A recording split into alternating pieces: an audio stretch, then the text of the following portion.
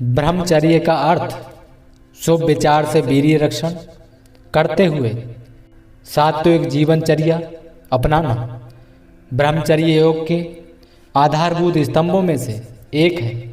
ब्रह्मचर्य का अर्थ है सात्विक जीवन यानी कि साधारण जीवन बिताना, अच्छे विचारों से अपने वीर्य का रक्षा करना, भगवान का ध्यान और मनन करना और विद्या ग्रहण करना। यह वैदिक धर्म वर्णाश्रम का पहला आश्रम भी है, जिसके अनुसार यह 0 से 15 वर्ष तक की उम्र का होता है और जिस आश्रम का पालन करते हुए विद्यार्थियों को भावी जीवन के लिए पढ़ाई लिखाई करनी होती है। ब्रह्मचर्य से असाधारण ज्ञान पाया जा सकता है। पुराने काल और वर्तमान समय के सभी ऋषियों ने इसका अनुसरण करने को कहा है, क्योंकि महत्वपूर्ण है। ब्रह्मचर्य हमारी जिंदगी में जितना जरूरी वायु ग्रहण करना है, उतनी ही जरूरी ब्रह्मचर्य का पालन करना भी है। वेद का उपदेश है, ब्रह्मचर्य व्रत का पालन कर कन्या युवा पति को प्राप्त करे। आज से पहले हजारों वर्ष से हमारे ऋषि मुनि ब्रह्मचर्य का तप करते आए हैं, क्योंकि इसका पालन करने से हम इस संसार के सभी सुखों की प्राप्ति कर सकते हैं। ब्रह्मचर्य शब्द की उत्पत्ति कहाँ से हुई? ये शब्द 2 शब्दों से मिलकर बना है, ब्रह्म प्लस चर्य, अर्थात इसका मतलब है ज्ञान प्राप्ति के लिए जीवन बिताना। योग में ब्रह्मचर्य का अर्थ अधिकतर यौन संयम समझा जाता है।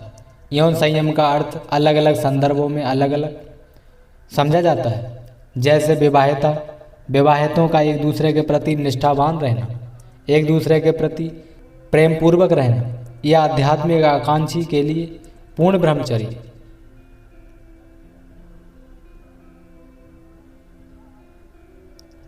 आयुर्वेद में कहा गया है कि ब्रह्मचर्य शरीर के 3 स्तंभों में से एक प्रमुख स्तंभ है। सुश्रुत में तो स्त्रियों को पुरुष रोगी के पास फटकने का भी निषेध किया गया है, क्योंकि इनके दर्शन से यदि रोगी में वीर्य नाश हो जाए तो बहुत हानि करता है। महर्षि सुश्रुत कहते हैं, मनुष्य जो कुछ भोजन करता है वह पहले पेट में जाकर पचने लगता है, फिर उसका रस बनता है। उस रस का 5 दिन तक पाचन होकर उससे रक्त पैदा होता है। रक्त का भी 5 दिन पाचन होकर उसमें मांस बनता है, यानी कि हमारी अस्थियां बनती हैं। इस प्रकार 5-5 दिन के पश्चात मांस से मेद, मेद से हड्डी और हड्डी से मज्जा और अंत में मज्जा से सप्तम सार पदार्थ वीर्य बनता है। यही वीर्य फिर ओजस रूप में संपूर्ण शरीर में व्याप्त होकर चमकता रहता है। स्त्री के इस सप्तम अति शुद्ध सार पदार्थ को रज कहते हैं। भगवान धन्वंतरी कहते हैं, सभी रोगों, वृद्धावस्था और मृत्यु को नष्ट करने के लिए केवल ब्रह्मचर्य ही महान औषधि है। मैं सच बोल रहा हूँ। यदि आप शांति, सौंदर्य, स्मृति, ज्ञान, स्वभाव और अच्छे बच्चे चाहते हैं तो आपको ब्रह्मचर्य का पालन करना चाहिए। ब्रह्मचर्य से क्या क्या लाभ होते हैं? शिव संहिता में लिखा है, बिंदु या वीर्य धारण करना ही जीवन है, एवं बिंदु का पतन हो जाना, खो जाना ही मृत्यु है। ब्रह्मचर्य से कितने लाभ होते हैं यह बताते हुए डॉक्टर मोंटेगाजा कहते हैं, सभी मनुष्य विशेषकर नवयुवक जो 15 साल तक के हैं ब्रह्मचर्य के लाभों का तत्काल अनुभव कर सकते हैं। स्मृति की स्थिरता यानी कि दिमाग तेज हो जाना और धारण एवं ग्रहण शक्ति बढ़ जाती है। दिमाग की शक्ति तेज हो जाती है, इच्छा शक्ति बलवान हो जाती है। सच्चारित्र से सभी अंगों में एक ऐसी शक्ति आ जाती है कि विलासी लोग जिसकी कल्पना भी नहीं कर सकते। ब्रह्मचर्य से हमें परिस्थितियाँ एक विशेष आनंददायक रंग में रंगी हुई मालूम पड़ती है। ब्रह्मचर्य अपने तेज ओज से संसार के प्रत्येक पदार्थ को आलोकित कर देता है, उजालित कर देता है और हमें कभी न समाप्त होने वाले विशुद्ध एवं निर्मल आनंद की अवस्था में ले जाता है। ऐसा आनंद जो कभी नहीं घटता, हमेशा अपने आप में आप खुश और मगन रहेंगे। अगर आप मन, वाणी व बुद्धि को साफ रखना चाहते हैं तो आपको ब्रह्मचर्य पालन करना बहुत जरूरी है। आयुर्वेद का भी यही कहना है कि अगर आप ब्रह्मचर्य का पालन पूर्णतः 3 महीनों तक करते हैं तो आपको मनोबल, देहबल, मनोबल यानी कि दिमाग, देहबल यानी कि शरीर में ताकत और आपके वचन बल में परिवर्तन महसूस होगा। जीवन के ऊंचे से ऊंचे लक्ष्य को प्राप्त करने के लिए ब्रह्मचर्य का जीवन में होना बहुत जरूरी है। ब्रह्मचर्य मनुष्य का मन उनके नियंत्रण में रखता है। ब्रह्मचर्य का पालन करने से शरीर निरोगी रहता है। ब्रह्मचर्य पालन करने से मोटिवेशन मिलता है, दिमाग शुद्ध रहता है।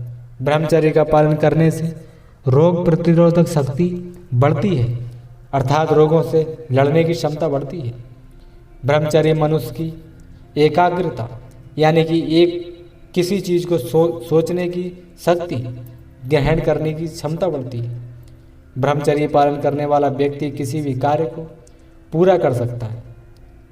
ब्रह्मचर्य मनुष्य हर परिस्थिति में भी स्थिर रहकर उसका सामना कर सकता है। ब्रह्मचर्य के पालन से शारीरिक क्षमता, मानसिक बल और बौद्धिक क्षमता और दृढ़ता बढ़ती है।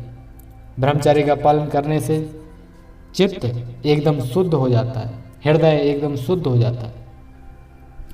ब्रह्मचर्य नाश से बहुत सारी हानियाँ होती हैं। ब्रह्मचर्य को नष्ट करने से आदि भौतिक, आदि दैविक और आध्यात्मिक तीनों प्रकार की हानियाँ होती हैं। नंबर 1, आदि भौतिक हानि भय होती है कि शरीर कमज़ोर हो जाता है, आँखों की रोशनी कमज़ोर हो जाती है, पाचन क्रिया धीरी हो जाती है, फेफड़े निर्बल बनते हैं, वो सही से काम करना बंद कर देते हैं, सहन शक्ति कम हो जाती है, तेज नष्ट हो जाता है और दुर्बलता के कारण देह में यानी कि शरीर में विभिन्न प्रकार के रोगों का एक अड्डा बन जाता है।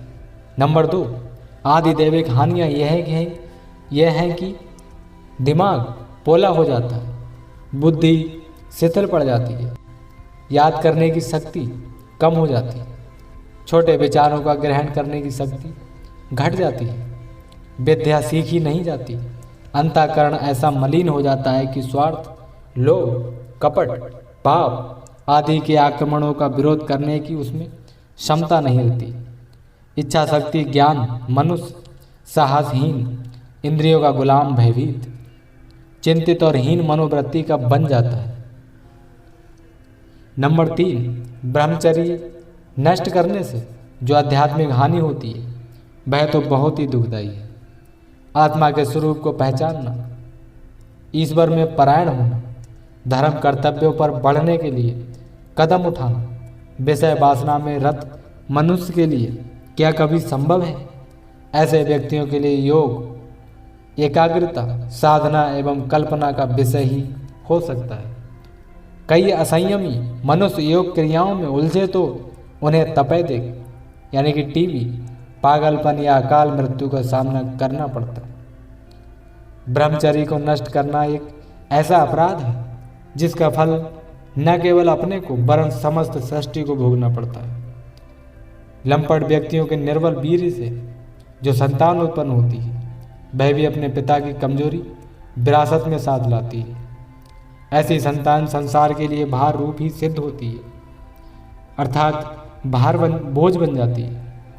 वह अपने और दूसरों के कष्ट में ही वृद्धि करती रहती है।